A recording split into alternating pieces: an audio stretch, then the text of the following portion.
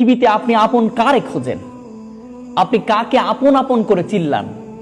এই পৃথিবীতে আপন বলতে আপনি কাউরেই পাবেন না। দিন শেষে প্রত্যেকটা আপন মানুষগুলোই স্বার্থপর হয়ে যাবে। দিন শেষে প্রত্যেকটা আপন মানুষগুলো আপনাকে আঘাত করবে। দিন শেষে প্রত্যেকটা মানুষগুলো আপনাকে লাথি দিয়ে আপনার কাছ থেকে চলে যাবে।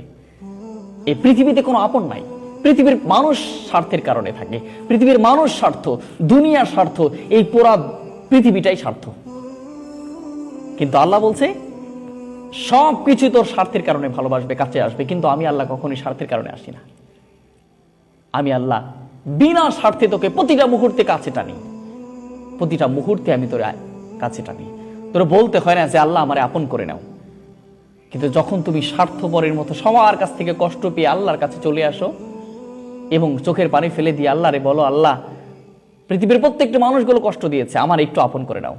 আল্লাহ বলছে ওইটা বলতে হয় না, মুখ দিয়ে বলতে হয় না, শুধু চোখটা দিয়ে একটু চোখের পানি ফেলে এবং দীর্ঘ শ্বাস নিয়ে একটু শ্বাসটা ফেললে আল্লাহ বলে ওইটা আমি কবুল করে নিই।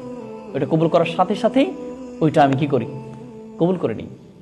এবং কবুল করে আমি বান্দার জন্য ওয়াকাফা বিল্লাহি ওয়ালিয়া, আমি অভিভাবক হিসেবে যথেষ্ট হয়ে যাই।